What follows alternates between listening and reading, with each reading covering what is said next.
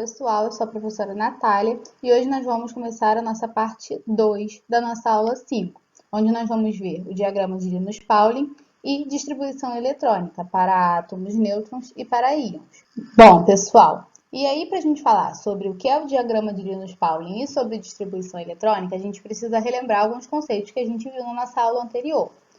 A gente precisa lembrar da definição do átomo de Bohr, que é dividido em duas regiões principais, chamadas núcleo, onde estão os prótons e os nêutrons com carga, ou seja, o núcleo ele tem carga positiva, e a eletrosfera, que está localizada ao redor do núcleo, dividida em níveis ou camadas de energia, e é a região onde se localizam os elétrons, partículas de cargas negativas. E aí a gente lembra que esses níveis ou camadas de energia são representados por letras, que vai de K até a letra Q, que cada um desses níveis de energia vai ser representado por um número, que é o número quântico principal N, que vai de 1 até 7 de acordo com os níveis de energia, e que além disso, cada um desses níveis de energia ele vai comportar uma quantidade máxima de elétrons, que é dado pela equação 2n elevado a 2, onde esse nosso n é esse n que a gente tem aqui na nossa segunda coluna, o número quântico principal. E aí isso vai nos dar a quantidade de máxima de elétrons que cada um desses níveis ou camadas de energia comporta. Além disso, a gente tem a divisão desses níveis de energia em subníveis de energia, que são identificados pelas letras S, P, D e F, e que cada um desses subníveis de energia vai também comportar um número máximo de elétrons que a gente tem aqui, ó. O S no máximo 2 elétrons, o P 6, o D 10 e o F no máximo 14 elétrons. E aí, tendo esses conceitos revisados, nós podemos passar para ver o que é o diagrama de Linus-Pauling e como nós fazemos distribuição eletrônica para átomos, nêutrons e para íons. E aí, eu trago para vocês o diagrama de Linus-Pauling, localizado aqui à nossa esquerda. É esse aqui.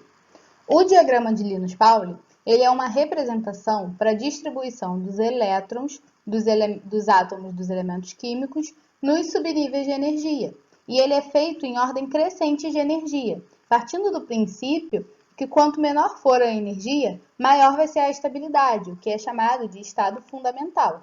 E então, pessoal, a partir do diagrama de Linus-Pauling, nós vamos fazer a distribuição eletrônica, né? Ou seja, a distribuição dos elétrons de um átomo ou de um íon nos subníveis de energia, sempre em ordem crescente de energia. Além disso, a gente traz dois conceitos importantes. O primeiro é o conceito de camada de valência.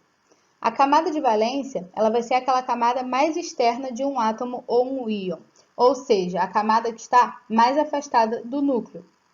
Quando a gente pensa lá naquela nossa tabela que a gente viu, a camada mais externa vai ser aquela com maior número de N, que são os números de 1 a 7 que representam as nossas camadas de energia.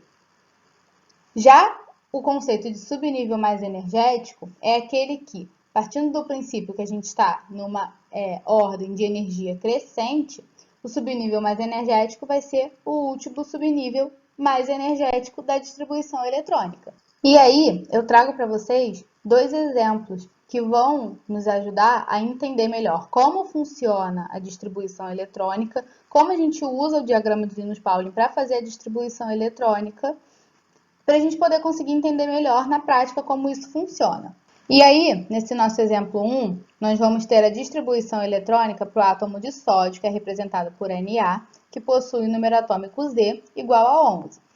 Então, vamos lá. A gente sabe que o número atômico é igual ao número de prótons. E se esse átomo ele está eletricamente neutro, significa que o meu número de prótons vai ser igual ao número de elétrons e que ambos vão ser igual a 11. Então, eu vou distribuir 11 elétrons, usando o diagrama de Linus-Pauling que está aqui à nossa esquerda. Então, a gente vai fazer a distribuição eletrônica seguindo a seguinte ordem, é sempre a mesma ordem no diagrama. A gente começa aqui na nossa primeira seta, na nossa primeira camada, camada K, certo? Nós vamos ter aqui todas as camadas, K, L, M, até a camada Q.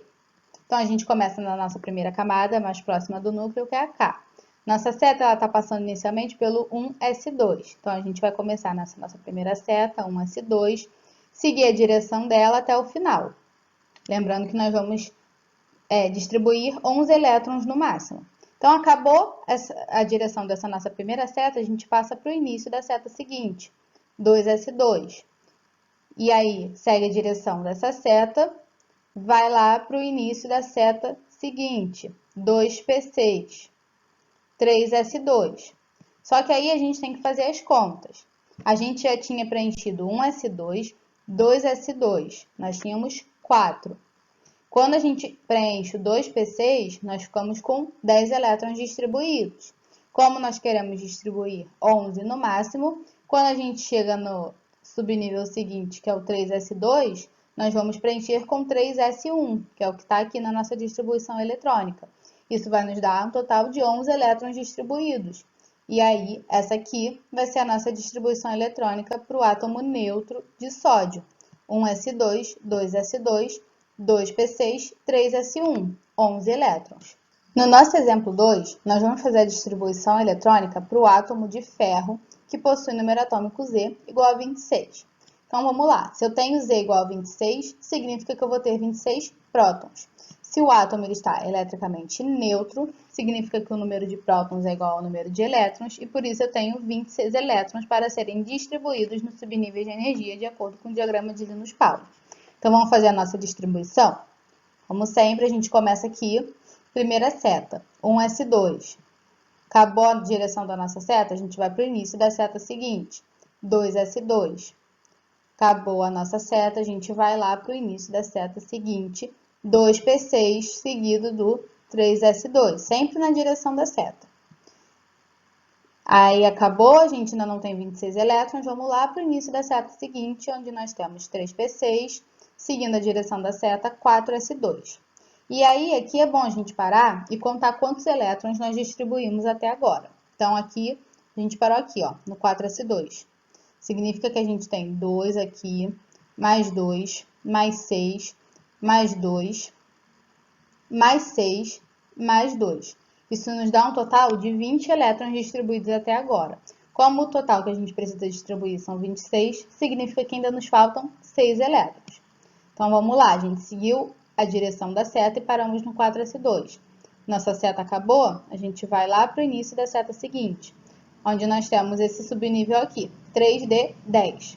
O que significa que esse subnível ele vai comportar no máximo 10 elétrons. Só que como só faltam 6 elétrons para a gente chegar ao número total de elétrons do átomo de ferro, nós vamos ter aqui 3d6, é o que a gente pode ver aqui na nossa distribuição eletrônica, somando 26 elétrons distribuídos para o átomo de ferro e nos dando a distribuição eletrônica para esse átomo aqui. Bom, pessoal, nós vamos também fazer distribuição eletrônica para os íons, que a gente estudou, que são aquelas espécies formadas quando os átomos eletricamente nêutrons perdem ou ganham elétrons, se tornando cátions ou ânions. E aí vamos ver primeiro para os cátions. Os cátions são aquelas espécies formadas quando os átomos perdem elétrons e se tornam positivos. E aí, para fazer a distribuição eletrônica para os cátions, nós seguimos a seguinte ordem. Primeiro, nós fazemos a distribuição eletrônica para o átomo neutro, e aí, em seguida, nós identificamos qual a camada de valência desse átomo, para em seguida retirar esses elétrons que o átomo está perdendo da camada de valência. Bom, pessoal, vamos ver então um exemplo de distribuição eletrônica para um cátion.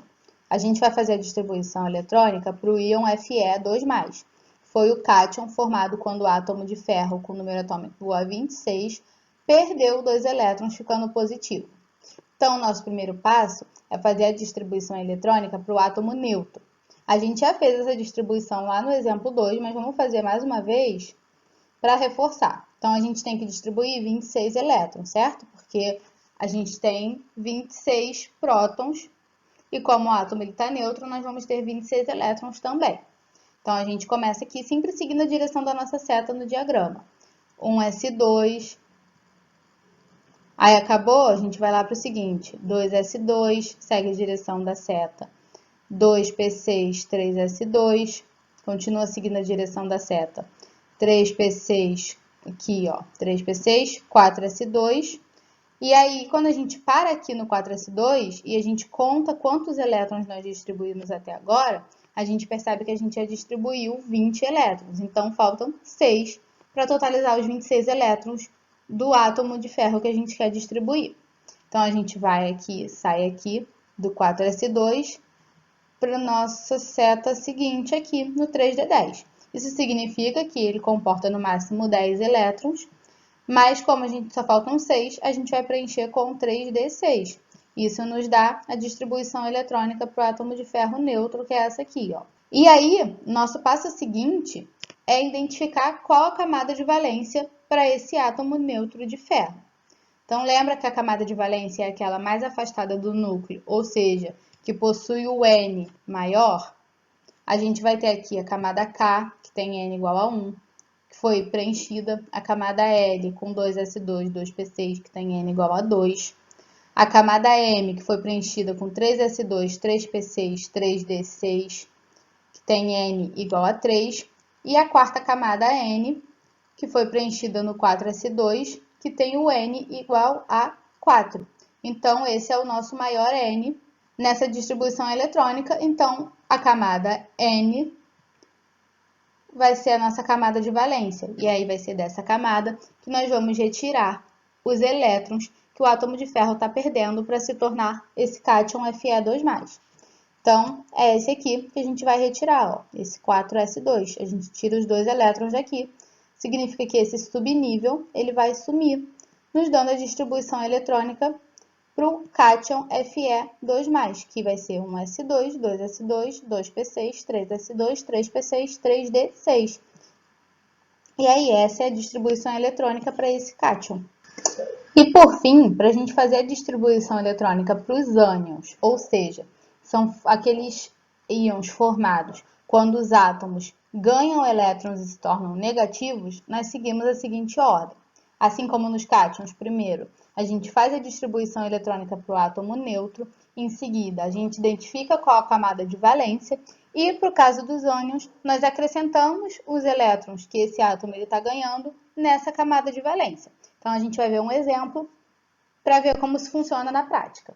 E aí, o nosso exemplo 4 traz uma distribuição eletrônica para um ânion, que é o ânion P3-. Esse ânion ele é formado quando o átomo de fósforo, que é representado pela letra P e possui número atômico Z igual a 15, ele ganha 3 elétrons, ficando negativo. Então, a gente faz da mesma forma que a gente fez para o cátion. A gente faz primeiro a distribuição eletrônica para o átomo neutro, ou seja, para 15 elétrons. Então, a gente segue a nossa ordem aqui do diagrama, onde nós vamos ter aqui no início 1s2, indo lá para o início da seta seguinte 2s2, lá para o início da próxima seta 2p6, 3s2. E aí aqui a gente para ver quantos elétrons a gente distribuiu até agora aqui, ó, até o 2s2. Nós vamos ter 2 mais 2 mais 6 mais 2. Isso nos dá um total de 12 elétrons distribuídos até agora. Significa que faltam 3 para a gente distribuir os 15 elétrons totais. Então, a gente parou aqui no 3s2, vai para o início da seta seguinte, onde nós temos o 3p6. Significa que o 3p6 ele comporta no máximo 6 elétrons. Só que só como faltam 3 elétrons para a gente completar os 15 a serem distribuídos, a gente vai ter aqui o 3p3. E aí isso nos dá a nossa distribuição eletrônica para o átomo neutro de fósforo com o número de elétrons igual a 15. Então, o nosso passo seguinte vai ser identificar qual a camada de valência. Então, a gente preencheu aqui a camada K, a gente preencheu o subnível 1s2. Na camada L, a gente preencheu os subníveis 2s2 e 2p6.